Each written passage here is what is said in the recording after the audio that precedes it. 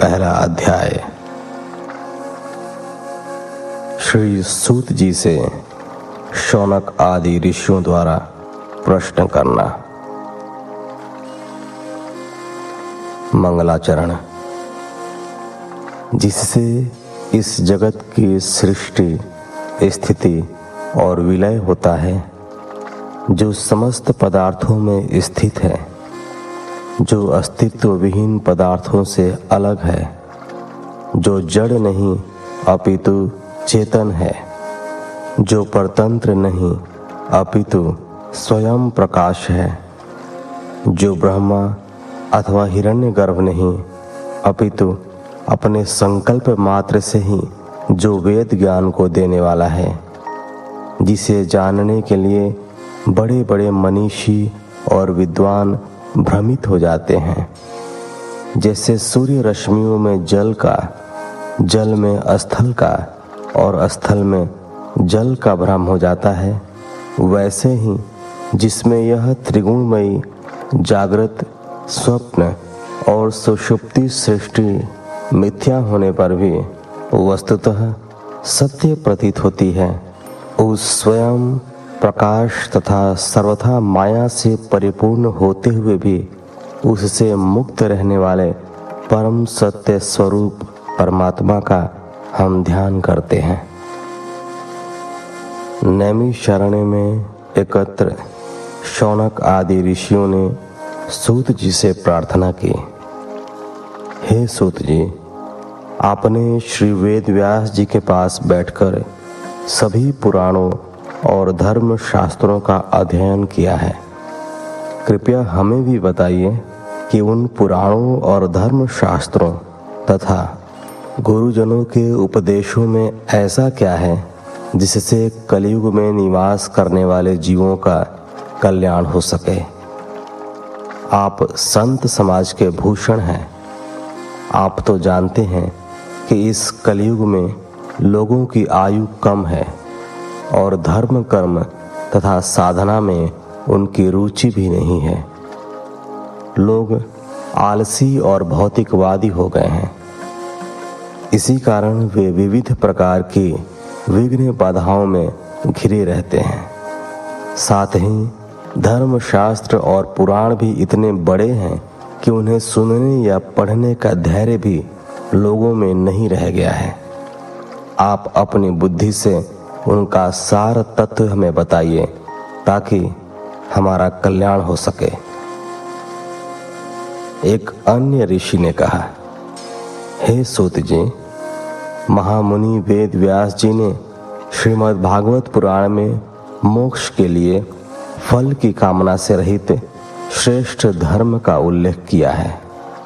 इस ग्रंथ में सत्पुरुषों के लिए जानने योग्य उस सत्य स्वरूप परमात्मा के साकार स्वरूप का चरित्र वर्णित हुआ है, जो जीवन के तीनों पापों, आदि भौतिक अर्थात शारीरिक और मानसिक दुख, आदि दैविक अर्थात दैवीय आपदाएं, भूत प्रेत आदि के दुख तथा आध्यात्मिक अर्थात परमात्मा या आत्मा को जानने का दुख, इन सभी दुखों का जड़ से विनाश करने वाला है और परम कल्याणकारी है। हे सूत जी, आप निष्पाप हैं। आपने समस्त इतिहास, पुराण और धर्म शास्त्रों का विधिवत अध्ययन किया है। आपका हृदय बड़ा सरल है। आप गुरुओं की कृपा व अनुग्रह के पात्र बने हैं। आप हमें कृपया यदुवंशियों के रक्षक भक्त वत्सल भगवान श्री कृष्ण के अवतार की कथा सुनाइए और हमारे जीवन को परमात्मा के उस अद्भुत चरित्र से रसामृत करके हमें जीवन मृत्यु के इस चक्र से मुक्ति दिलाइए। तीसरे ऋषि ने कहा, हे सूत जी, आप जैसे परम विरक्त, परम शांत मुनिजन ही भगवान के श्री चरणों में निवास करते हैं। आपके संसर्ग से संसार के जीव पवित्र हो जाते हैं। आप जैसे भक्त जब भगवान की लीलाओं का गान करते हैं तब ऐसा कौन मनुष्य होगा जो आत्म शुद्धि की इच्छा रखने पर उसका श्रवण नहीं करेगा। श्री नारद जी जैसे देवर्षि तक ने जिन श्री कृष्ण की लीलाओं का गान किया है, उस लीला को आप हमें सुनाइए। हे सूत जी, भगवान श्री कृष्ण की पुण्य कीर्ति और उनकी लीला सुनने की हमारी उत्कट इच्छा है। श्री हरि की कथा सुनने के लिए हमारे पास दीर्घकालीन अवकाश है। जैसे समुद्र पार जाने वालों के लिए कोई कर्णधार मिल जाता है, उसी प्रकार इस भव सागर से पार जाने की इच्छा रखने वाले हम लोगों से सौभाग्यवश ही ब्रह्मा ने आपको हमसे मिलाया है। कृपया हमें बताइए कि धर्म रक्षक ब्राह्मण भक्त योगेश्वर भगवान श्री कृष्ण के अपने धाम में पधार जाने पर धर्म ने अब किसकी शरण ली है। हमने सुना है कि कलयुग के प्रारंभ में श्री कृष्ण जी ने सगुण रूप धरकर श्री बलराम जी के साथ इस धरा पर अवतार लिया था। उस परब्रह्म परमेश्वर की लीलाओं की कथा सुनकर 84 लाख योनियों में जन्म लेने वाला जीव आवागमन के चक्र से मुक्ति पा जाता है। हमें कृपया उन भगवान श्री कृष्ण की पावन कथा सुनाने की कृपा करें।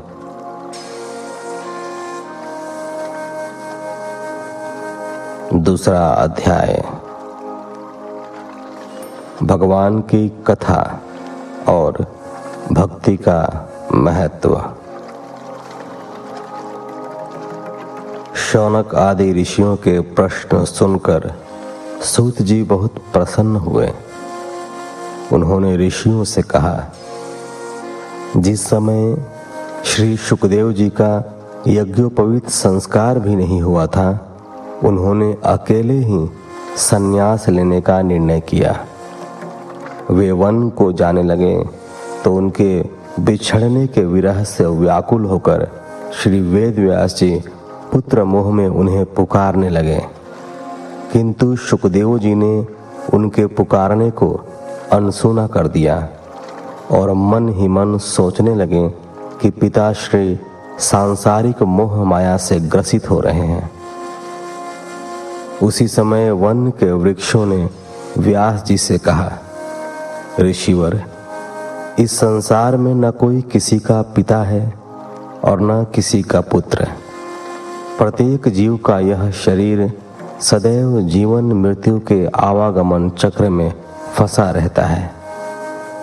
शरीर मरता है, आत्मा नहीं। आपको श्री सुखदेव जी के भक्ति मार्ग में व्यवधान उपस्थित नहीं करना चाहिए। यह सुनकर व्यास जी को संतोष हुआ और वे वापस लौटने लगे, परंतु फिर न जाने क्या सोचकर वे वन में सुखदेव जी के पीछे पीछे चलने लगे। सुखदेव जी श्री कृष्ण की भक्ति में लीन आगे चले जा रहे थे। तभी मार्ग में एक सुंदर सरोवर दिखाई दिया।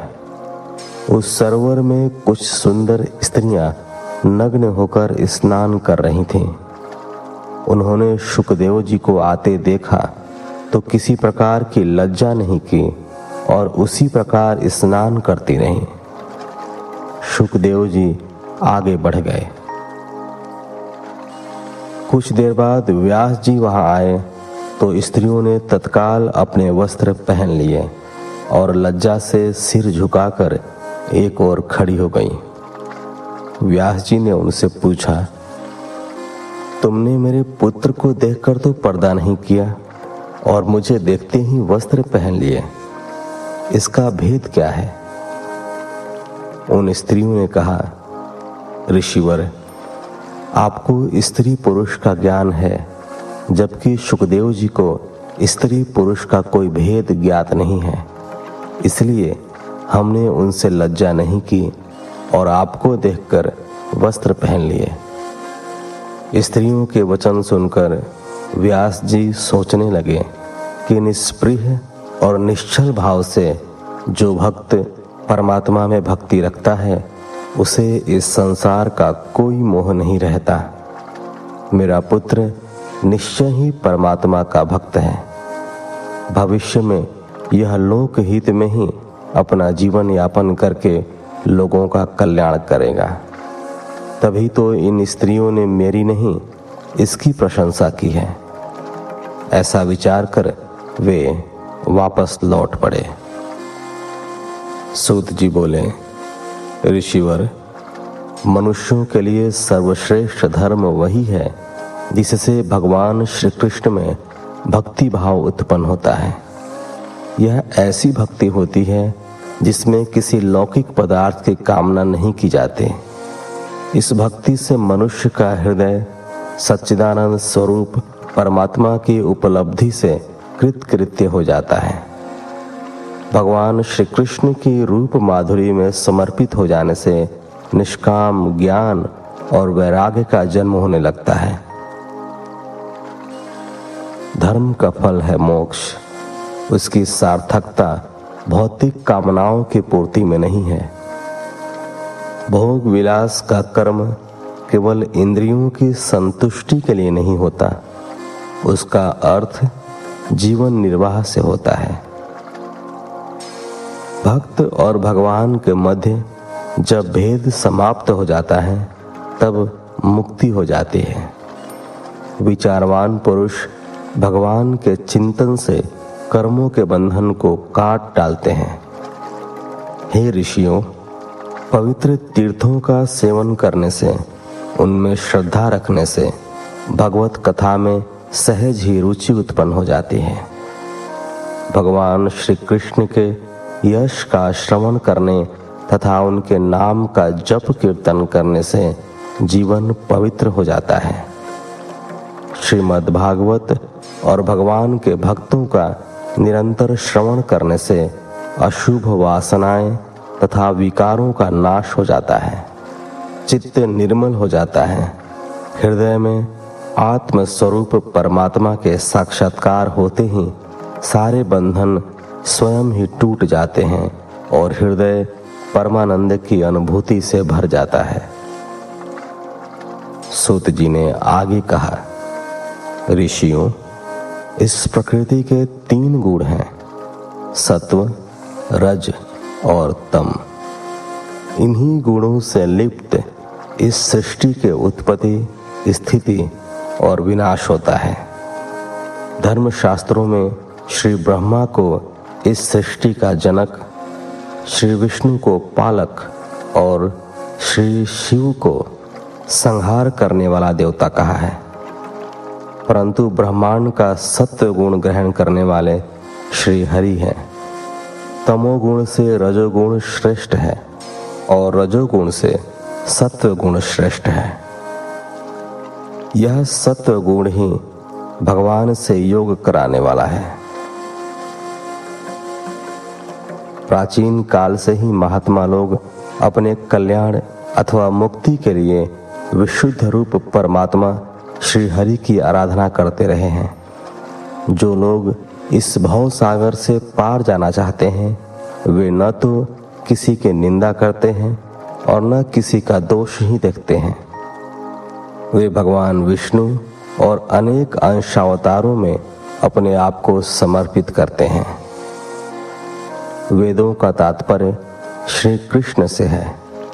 यज्ञों का उद्देश्य श्री कृष्ण की आहुति देने से है। योग श्री कृष्ण के लिए किया जाता है और समस्त कर्मों की परिसमाप्ति भी श्री कृष्ण में ही होती है।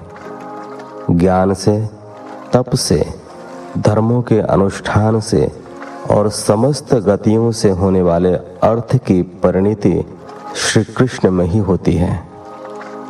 अग्नि एक ही है, किंतु विविध प्रकार की लकड़ियों को जलाते समय उसका रंग रूप परिवर्तित हो जाता है और वह अलग अलग दिखलाई पड़ने लगती है, जबकि अग्नि का स्वरूप, उसका प्रभाव, उसकी वृत्ति एक ही रहती है। इसी प्रकार सभी जीवों के आत्मरूप परमात्मा एक ही हैं। वे संपूर्ण लोकों की रचना करने वाले हैं। वे ही देव, दैत्य, पशु पक्षी, स्त्री पुरुष और सभी जलचरों में निवास करते हैं और उनका पालन करते हैं। तीसरा अध्याय भगवान श्री हरि के अवतारों का वर्णन। सूत जी कहते हैं, जब सृष्टि के आदि में भगवान ने लोकों के निर्माण की इच्छा की तो उन्होंने अपनी माया से संयुक्त होकर पुरुष रूप में अवतार लिया।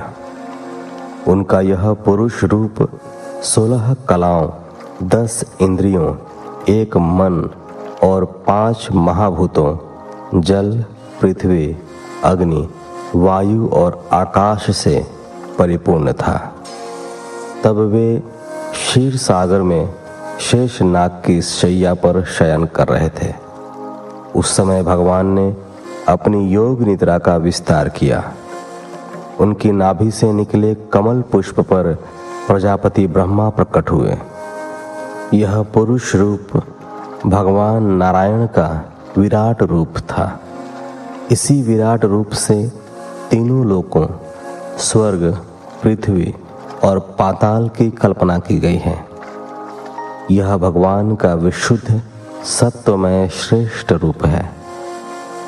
भगवान के इस स्वरूप में हजारों सिर, हजारों हाथ, हजारों पैर, जांघें, भुजाएं, मुख, कान, आँखें, नासिकाएं आदि हैं। भगवान का यह विराट रूप नारायण विविध अवतारों को जन्म देता है। लाखों जीव योनियों में इसी नारायण का सूक्ष्म अंश विद्यमान है। सबसे पहले भगवान ने कौमार सर्ग में सनक, सनंदन, सनातन और सनत कुमार नाम के 4 ब्राह्मणों के रूप में अवतार लिया और अखंड ब्रह्मचर्य का कठोर व्रत का पालन किया। दूसरी बार जल में डूबी हुई पृथ्वी के उद्धार के लिए शुकर का अवतार लिया। तीसरा अवतार देवर्षि नारद के रूप में लिया और नारद पांचरात्र का उपदेश दिया। चौथा अवतार नर नारायण के रूप में उन्होंने धर्म की पत्नी मूर्ति के गर्भ से लिया। इस समय उन्होंने ऋषि रूप में मन और इंद्रियों के नियंत्रण अर्थात संयम करने का कठोर तप किया।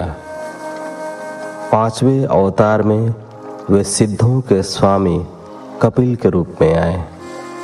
छठे अवतार के रूप में वे अनसुईया के पुत्र दत्तात्रेय बने। सातवां अवतार उन्होंने यज्ञ के रूप में रुचि प्रजापति की पत्नी आकुति के गर्भ से लिया और अपने पुत्र यम आदि देवताओं के साथ मिलकर स्वयंभुव मनवंतर की रक्षा की। आठवां अवतार ऋषभ देव के रूप में राजा नाभि की पत्नी मेरु देवी के गर्भ से लिया और आश्रम वासियों को परम हंसों का मार्ग दिखाया। नौवां अवतार उन्होंने ऋषियों की प्रार्थना पर राजा पृथु के रूप में लिया। इस अवतार के रूप में भगवान ने पृथ्वी पर फैली समस्त औषधियों का दोहन किया। यह अवतार लोक कल्याण के लिए लिया गया था। 10वां अवतार मत्स्य के रूप में तब लिया जब चाक्षुष मनवंतर में त्रिलोकी समुद्र में डूब गई थी। उस समय पृथ्वी रूपी नौका पर बैठाकर भगवान ने अगले मनवंतर के अधिपति वैवस्वत मनु की रक्षा की थी। जिस समय देवता और दैत्य समुद्र मंथन कर रहे थे तब भगवान ने कच्छप रूप में 11वां अवतार लिया था और मंदराचल पर्वत को अपनी पीठ पर धारण किया था। 12वां अवतार धनवंतरी के रूप में लिया जब वे समुद्र से अमृत कलश लेकर निकले थे। 13वां अवतार मोहन रूप में लिया और दैत्यों को अपनी मोहिनी छवि से मोहित करके वह अमृत देवताओं को पिलाया था। 14वां अवतार नृसिंह का था और अपने भक्त प्रहलाद की रक्षा के लिए दैत्यराज हिरण्यकशिपु को मारा था। 15वां अवतार वामन का लिया था और दैत्यराज बलि के यज्ञ में जाकर 3 पग में पूरे ब्रह्मांड को नाप लिया था। 16वां अवतार परशुराम के रूप में लिया और ब्राह्मण द्रोही क्षत्रियों का 21 बार विनाश किया। 17वां अवतार सत्यवती के गर्भ से कृष्ण द्वैपायन व्यास के रूप में लिया और वेदों की कई शाखाएं बनाकर अनेक पुराणों, महाभारत आदि धर्म ग्रंथों की रचना की। 18वां अवतार उन्होंने दशरथ नंदन अयोध्यापति श्री रामचंद्र के रूप में लिया और राक्षस राज रावण का वध किया। 19वां अवतार श्री बलराम के रूप में और 20वां अवतार श्री कृष्ण के रूप में लिया तथा कंस, जरासंध और दुर्योधन जैसे पापियों का वध करके पृथ्वी का भार हल्का किया। कलयुग आने पर बुद्ध के रूप में 21वां अवतार लिया और 22वें अवतार के रूप में भगवान कलयुग के अंत में विष्णु यश नामक ब्राह्मण के घर कल्कि रूप में अवतीर्ण होंगे। हे ऋषियों, श्रीहरि के असंख्य अवतार महापुरुषों के रूप में यदा कदा इस पृथ्वी पर अवतरित होते रहते हैं। जब जब भी इस पृथ्वी पर अधर्म और पापाचार बढ़ता है, तभी भगवान उस पाप को नष्ट करने के लिए किसी न किसी रूप में इस धरती पर अवतार लेते हैं और अपने भक्तों की रक्षा करते हैं। भगवान श्रीहरि की यह कथा अत्यंत गोपनीय और रहस्यमयी है। जो भी मनुष्य एकाग्र चित्त होकर नियम पूर्वक सुबह शाम प्रेम से श्रीमद् भागवत कथा को पढ़ता या सुनता है, वह सभी प्रकार के दुखों से छूट जाता है। प्रकृति स्वरूप माया से आच्छादित भगवान का यह साकार स्वरूप अत्यंत मनोहारी और अनंत गुणों से युक्त है। उसे स्वयं भगवान के द्वारा कल्पित किया गया है। इसके रहस्य को वे ही प्रेमी जन जान पाते हैं जो शुद्ध हृदय से भगवान के मनभावन मोर मुकुट पीतांबरधारी श्री कृष्ण के रूप माधुरी पर तन मन से वारी वारी जाते हैं, बार बार उन पर न्यौछावर होते हैं। इस स्थूल रूप से परे भगवान का जो सूक्ष्म अव्यक्त स्वरूप विद्यमान है, उसे पाना अत्यंत कठिन है। वह निराकार रूप सूक्ष्म रूप में प्रत्येक जीव में विद्यमान रहता है। यही आत्मा है। इसी के प्रवेश से नए जीव का आविर्भाव होता है तथा इसी के चले जाने से जीव की मृत्यु हो जाती है। यह आवागमन का चक्र निरंतर चलता रहता है। यह सूक्ष्म और स्थूल शरीर अविद्या के कारण आत्मा में आरोपित रहता है। जिस समय ज्ञान के आविर्भाव से यह आरोप दूर हो जाता है, उसी समय ब्रह्म के उस निराकार रूप से साक्षात्कार हो जाता है। हे ऋषियों, भगवान की लीला बड़ी रहस्यमय है। वे अपनी लीला से ही इस जगत का सृजन, पालन और संहार करते हैं, परंतु वे स्वयं इसमें आसक्त नहीं होते। प्राणियों के अंतःकरण में छिपे रहकर समस्त ज्ञानेंद्रियों और मन के माध्यम से ये जीव के सभी भावों और विषयों को ग्रहण करते हैं, फिर भी उनमें लिप्त नहीं होते। जैसे आम लोग जादूगर के करतबों को अपनी खुली आंखों से भी नहीं समझ पाते, उसी प्रकार दुर्बुद्धि व्यक्ति अनेकानेक तर्कों से भी परमात्मा की लीलाओं को नहीं समझ पाते। भगवान की शक्ति अपरिमित और पराक्रम अनंत है। उनकी थाह पाना असंभव है। वे जगत और जीव में रहते हुए भी उससे परे हैं। उन्हें वही जान पाता है जो निष्कपट भाव से नित्य उनके चरणों का चिंतन करता है और अपने आप को उनमें समर्पित कर देता है।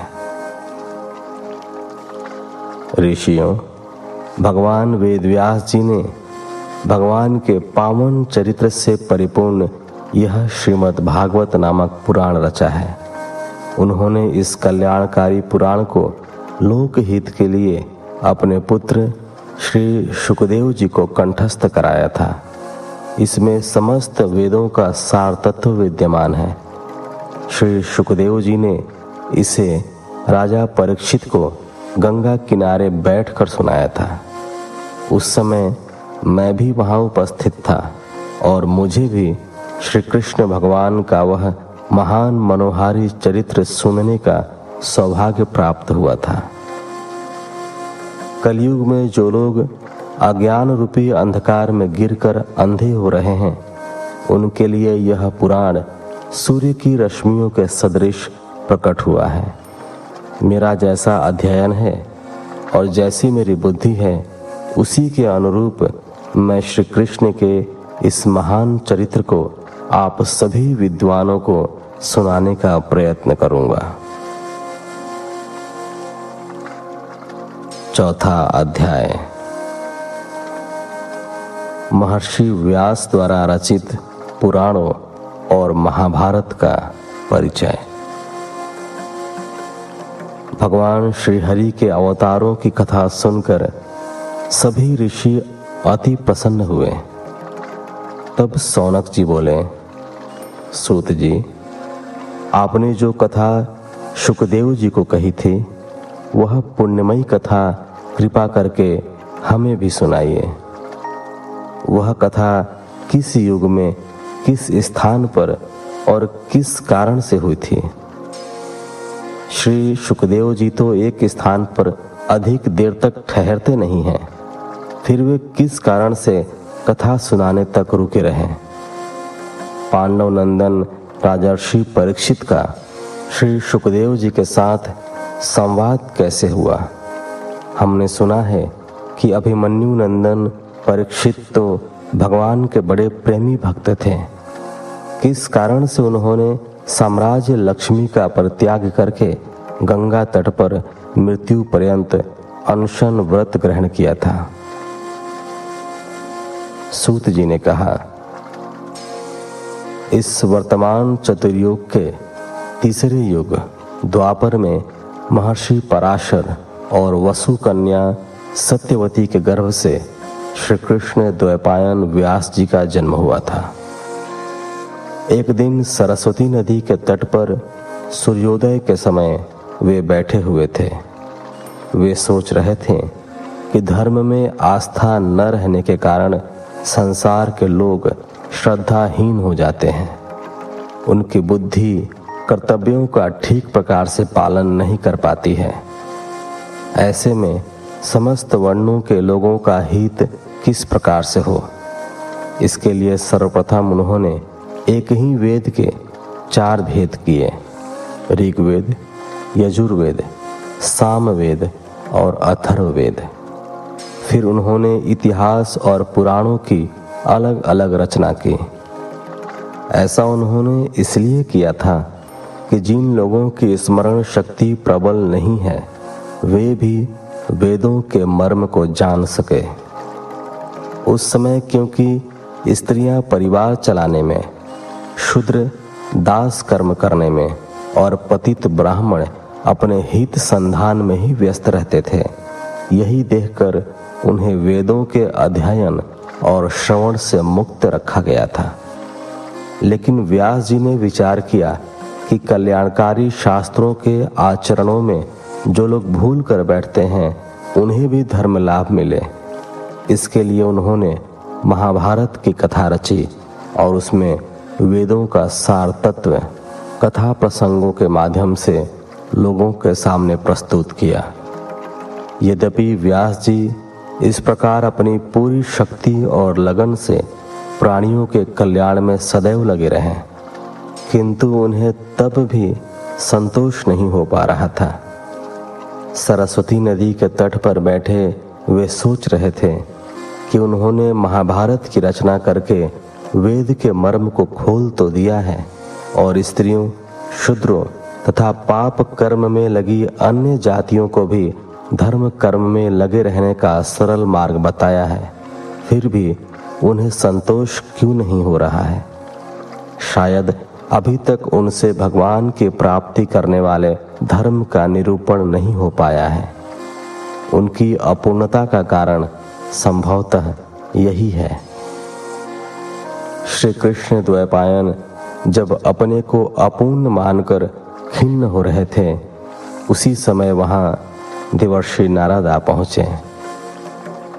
उन्हें आया देखकर व्यास जी तत्काल उठ खड़े हुए और विधि विधान के अनुसार उन्होंने देवर्षि नारद की पूजा की तथा उन्हें उचित आसन ग्रहण कराया।